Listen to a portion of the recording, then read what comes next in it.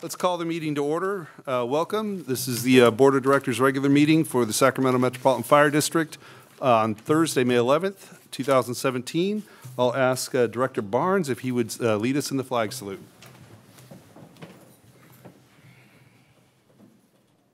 Pledge allegiance to the flag of the United States of America and to the republic for which it stands, one nation, under God, indivisible, with liberty and justice for all.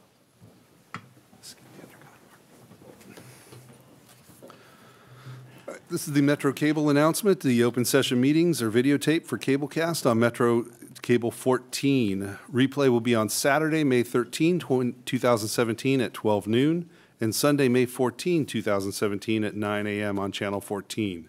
Webcast is at www.sacmetrocable.tv. The open session meetings are also available for viewing on the district website at www.metrofire.ca.gov. Right now is the opportunity for public comment on matters on or not on the agenda. Madam Clerk, do we have a speaker? There are no speakers this evening. Thank you very much. We will move on to the consent calendar. Mr. Chair, I move consent calendar. We've got a motion and a second. Any questions from the board? Would you mind calling the roll, please? Director Gale. Yes. Gould. Aye. Orzali. Aye. Barnes. Aye. Jones. Aye. Sheets. Aye. Clark. Aye. And Wood. Abstain. Motion passes. All right. Right now, we're going to recess to closed session, and we will be back shortly. Thank you. All right.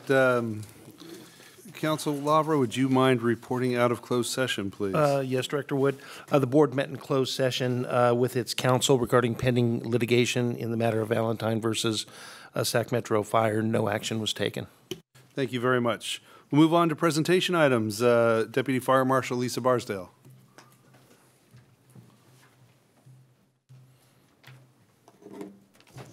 Good evening. Good evening, Mr. President, Board of Directors, and Chief Harms. My name is Lisa Barsdale, and I'm the Deputy Fire Marshal assigned to the Community Risk Reduction Division. One of the essential missions and #1 priority of Metro Fire is to deliver the best possible service to our customers. We do this through our efforts in emergency services, community relations, and fire prevention. Tonight, we're here to focus on the fire prevention aspect of this delivery. The Community Risk Reduction Division, CRRD, at Metro Fire delivers the fire prevention services. Tonight, we're going to go over the CRRD staffing, division responsibility, and future objectives. Our current CRRD staffing consists of 24 positions within the division. 11 of these positions are filled with newer personnel with 2 years or less experience.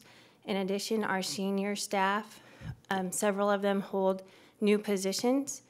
So we're currently under a building or rebuilding phase of the division, and our focus is education and training to our staff and members to provide a solid foundation moving forward.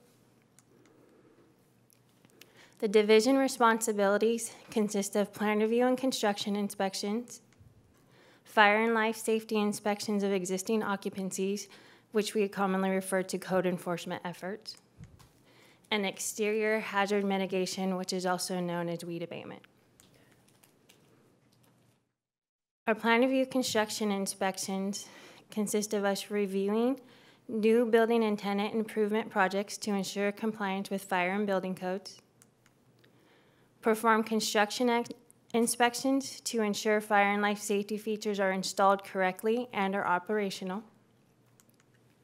Our current year-to-date statistics for the division, that we've reviewed approximately 2,800 plans, and our fire inspectors have conducted 3,300 construction inspections. The next aspect is our fire inspection program. On average, the district conducts 4,000 inspections of existing occupancies. These inspections consist of mandated inspections, which are required by the Health and Safety Code. These mandated inspections consist of schools, hospitals, skilled nursing, high-rise, and multifamily dwellings. In addition to that, we have our business inspection program, which was adopted and implemented as part of our cost recovery model. These inspections consist of what we refer to as annual fire code permits to operate and residential care facilities.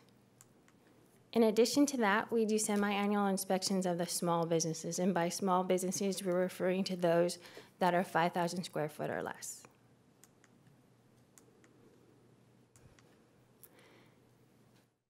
The final task of our division is the exterior hazard mitigation, which is more commonly known as weed abatement. This program commences as we transition to the fire season and ends with the first significant rain and fall.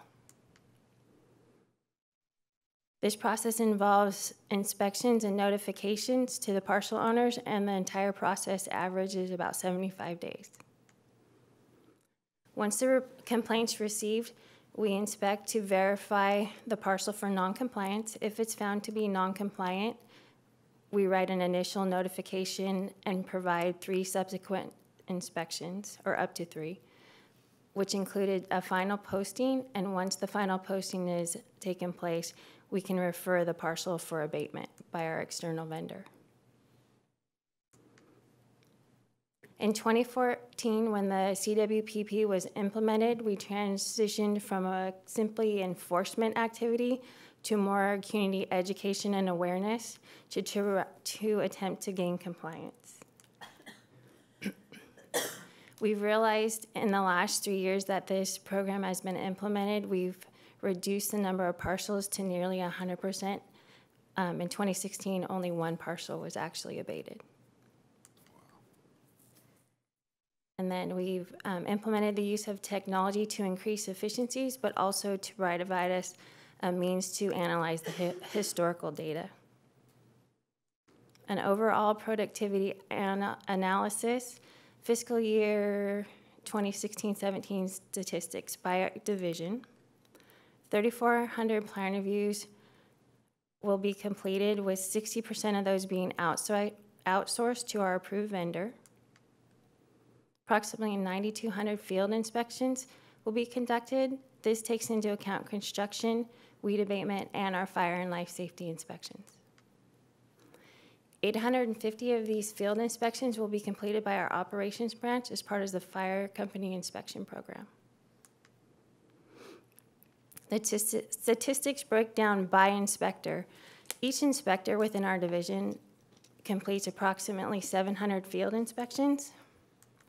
In addition to that, 130 plan reviews each. Taking a look at the national statistics, on average, a senior inspector would complete between 800 and 900 field inspections. When you consider that the majority of our staff is still in a 2-year training program, and the fact that they're reviewing plans as well, I believe our staff should be commended for the efforts they're putting forth. The goals of community risk reduction are to provide efficient fire and life safety inspection programs, reduce the risk to human life and property, and limit the economic loss caused by fire. District coordination delivers the best possible service to our constituents. We do this by identifying and correcting any potential fire and life safety violations. It's our duty to ensure safe occupancies throughout the district for our residents and our guests. We strive to keep local business in business by preventing economic loss and inconvenience due to reconstruction, loss of wages, and loss of physical resource. We assist in educating the community in proper fire prevention practices. We do this through providing accurate and timely explanations so that the community understands why we're requiring what we require. And then we coordinate with the operations branch to identify and provide notification back and forth of target hazards, which is essential to assuring their safety. It's difficult to measure at times the effectiveness of fire prevention programs. Here's a proven example. We had a residential care facility fire occur on February 17th, 2016. A fire inspection noted a deficiency in the fire-rated separation between the garage and the residence days before the fire. The structure suffered minimal damage despite the intense fire and no impact to the business or the occupants. The business owner was educated during the inspection process and as a result made immediate corrections.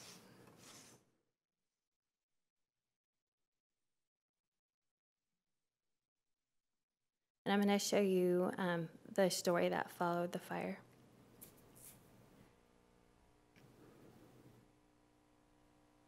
Maybe. Required in schools and apartment buildings, but for some reason, regular fire inspections are not required in residential care homes where some of the most vulnerable Californians live. But Sacramento Metro Fire has found a way to pay for care home inspections. And as ABC 10's George Warren shows us, the new inspection program has already paid a priceless dividend. A recent fire inspection of Ronnie Carrillo's care home turned up a few minor corrections, like less complicated hardware on the bedroom doors for the 4 developmentally disabled adults living here, and spring hinges on the door leading to the garage. See, this door should be self-closing. You know, when you open it up and let go, it should close by itself. Yeah. You can probably tell from the scorch marks above the door where this story is heading. Shortly after Carrillo made the corrections, fire tore through the garage. The door to the house, which was usually left open, was closed because of the spring hinges, and the fire never spread into the living area. Absolutely, this could have been a deadly fire. This residential care home is among 840 in the Sacramento Metro Fire District, about 1 for every 2 square miles. And Metro Fire's begun regular inspections on all of them. All of the items that we're looking at are fire and life safety. They're all important, even though they may seem minor to the homeowner. Metro Fire received a federal grant to cover the cost of the inspections because, believe it or not, state law doesn't require them. This is something. It's not state mandated, but the response we've gotten from the homeowners has been totally positive because they want to keep their clients safe. They want to keep their home from burning down. Well, I'm glad nobody got hurt. Carrillo says the required work cost him less than $100. One can only imagine what it saved. In Rancho 811 is a free service to keep our community safe. Before you do any project, No.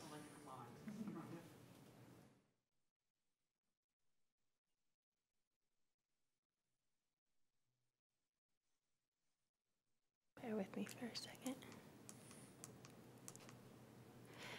Future objectives for our division. We're going to continue collaborative work with regional fire agencies to revamp our local amendments to the fire code.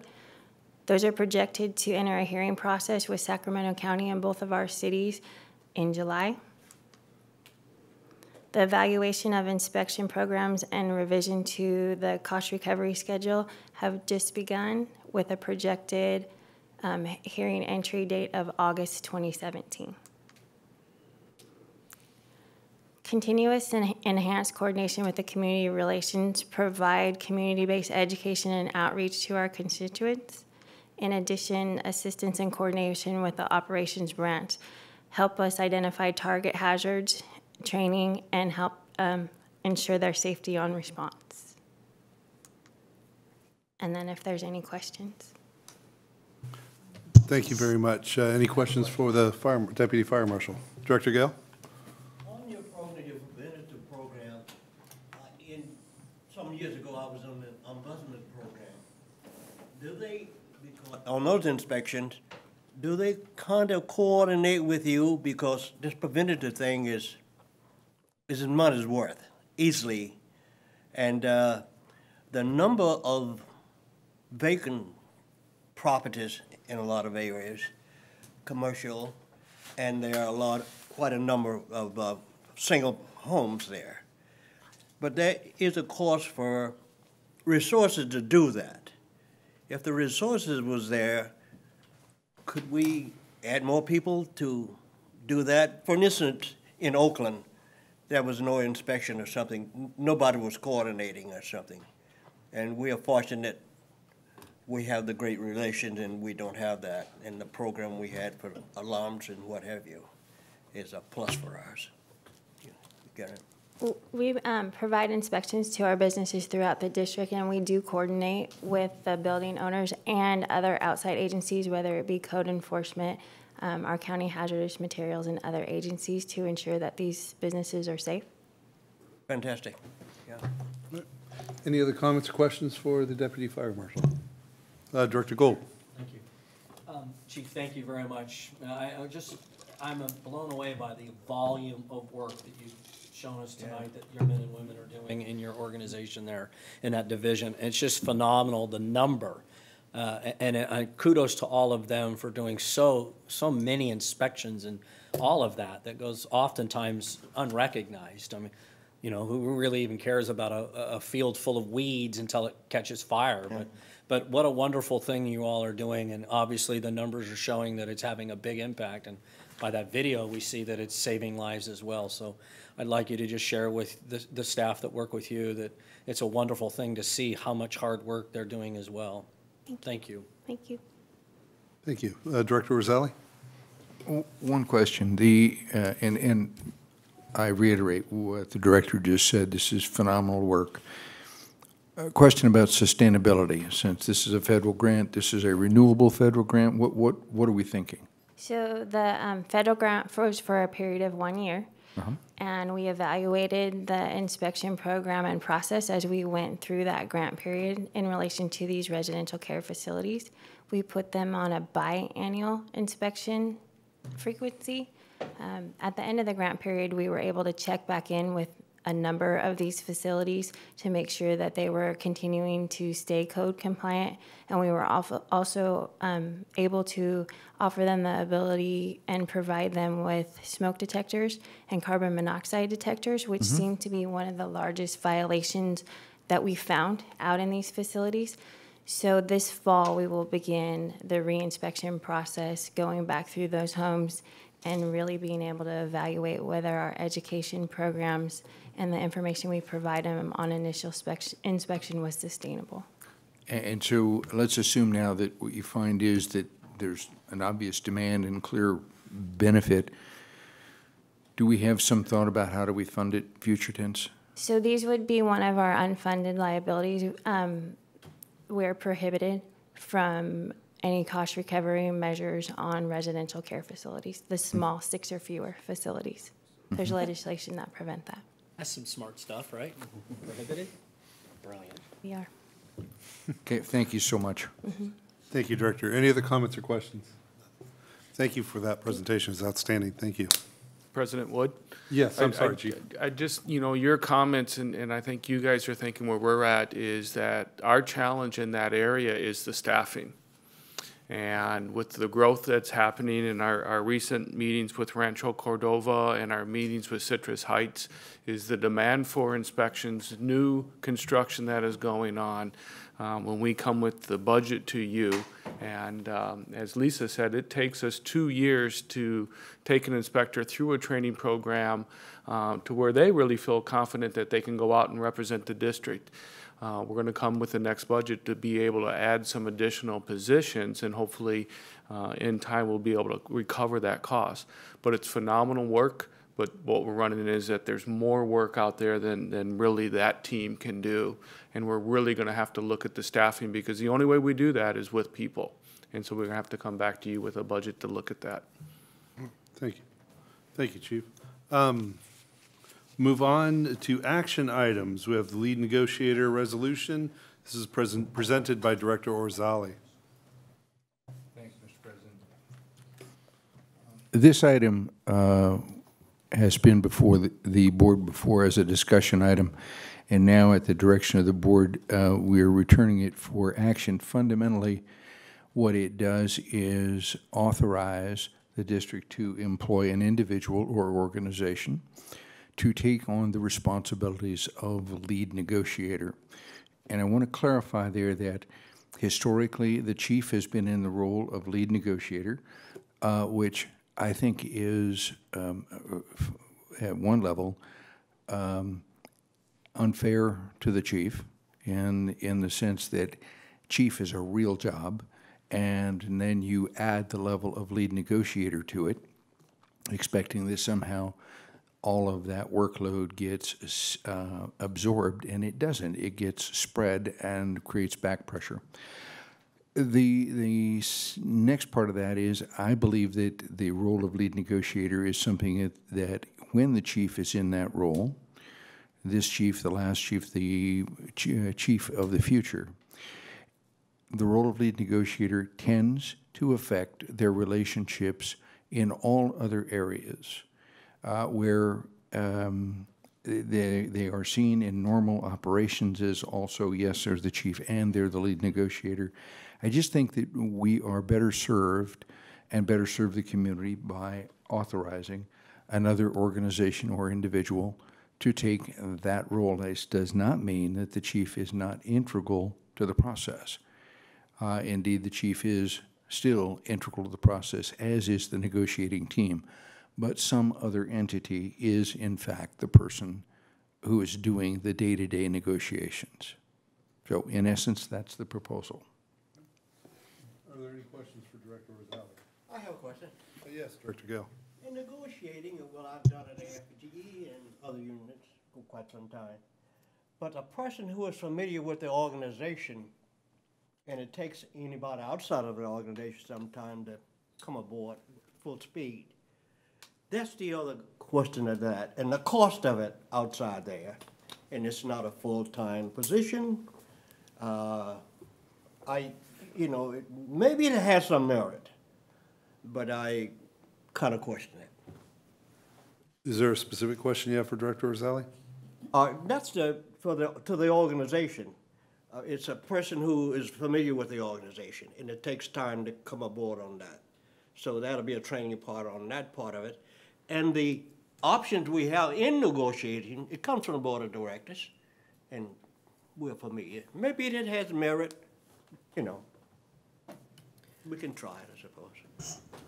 Director Jones. Mr. Chair, I move the motion as presented for approval of this resolution and moving forward for staff preparation. I have a motion. Do I have a second?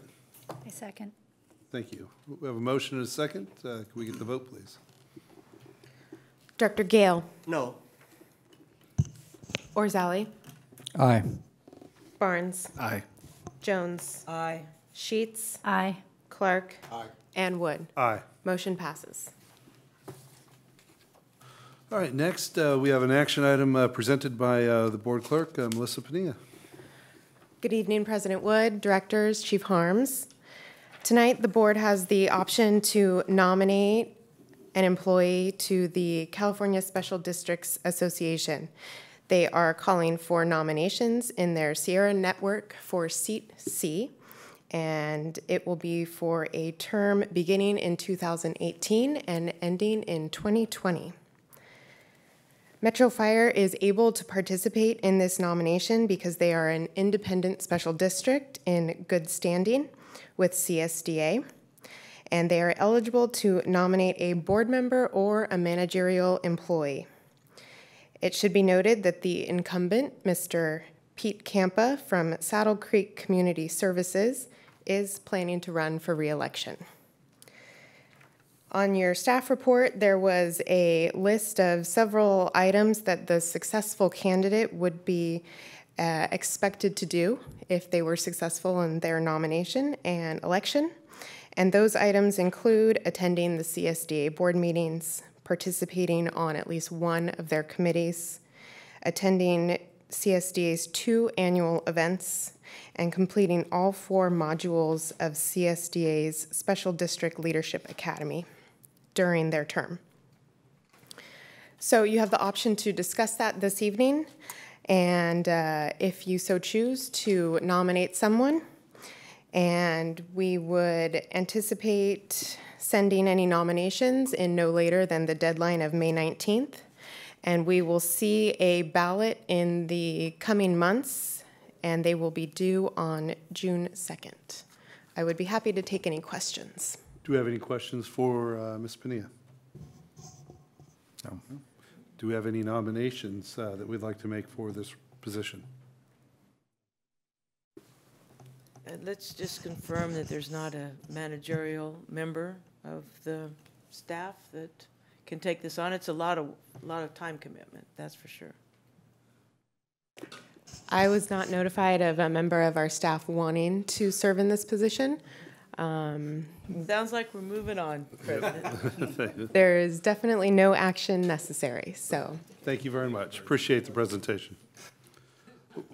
Moving on to the President's report, I just want to say that I had the honor of attending Cap to Cap this last week with Director Jones, Chief Harms, and Chief.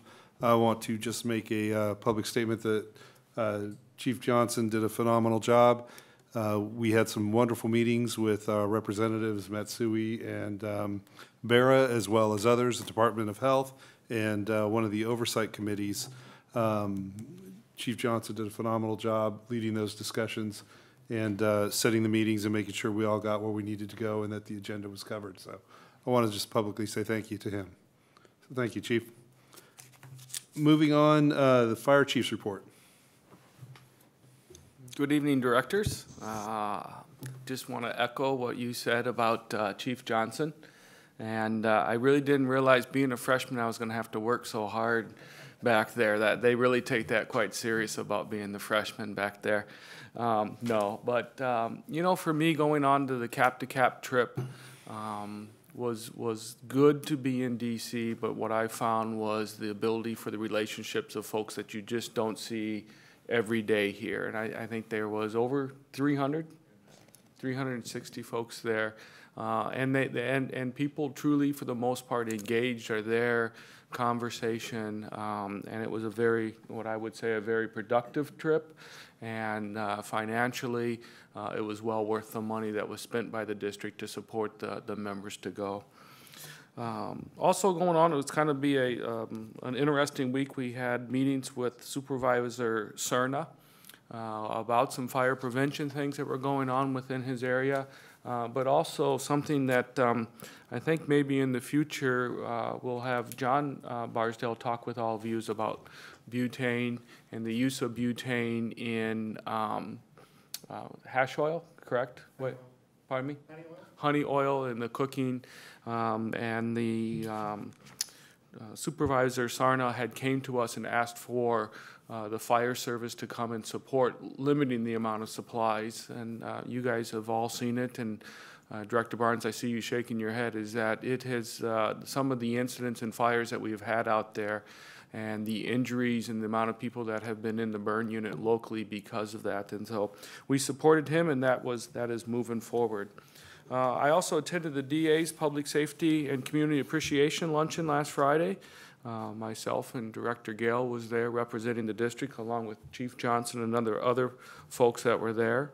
We have been spending a lot of time in this last week and a half going over the budget and getting ready for the budget cycle coming up. We had a command staff meeting, a smaller meeting with some of the budget folks, and Local 522 going through and looking at the budget and some of our challenges, and Director Sheets came and spent some time with us in the room here as we went line by line through the budget and kind of put people on the spot of what do you have and what are you spending and where are we going here.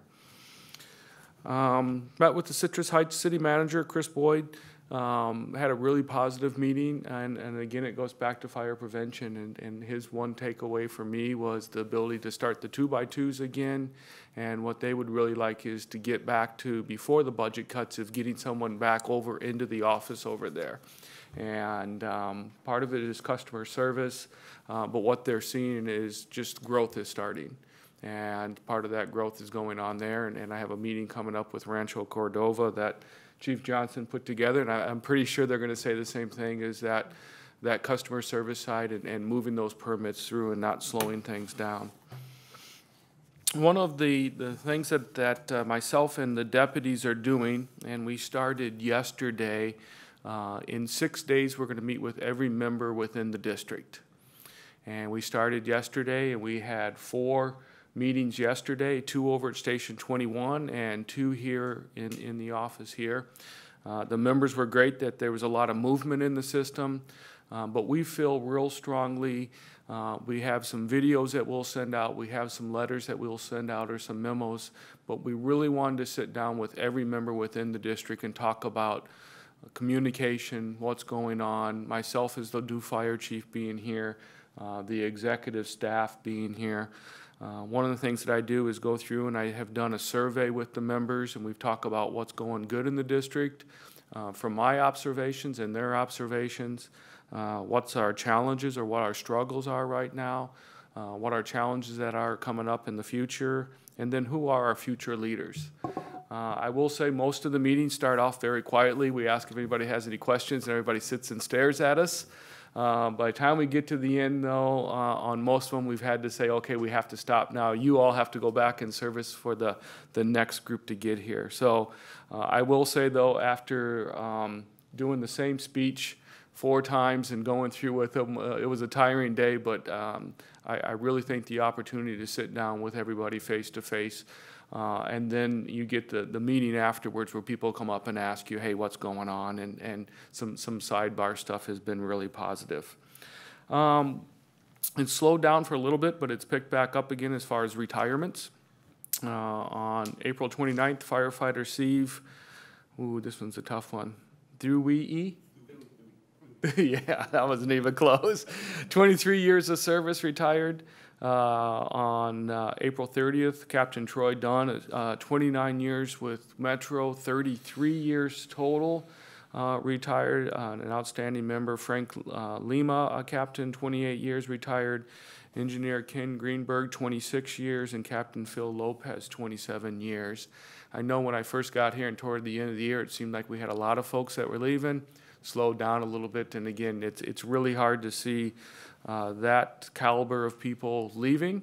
But I will happy to say is in the back of the room last week, or this week, I don't know, it was this week, is we had the captain's test, and we had, I think, 38 candidates come in, and they started the first process of the captain's test. And by probably June 1st, we'll have a new list of captains that'll be out there to fill into those spots. The last thing I'll just say is our next meeting is on the 25th. That's our annual board workshop, 4 o'clock here in the boardroom.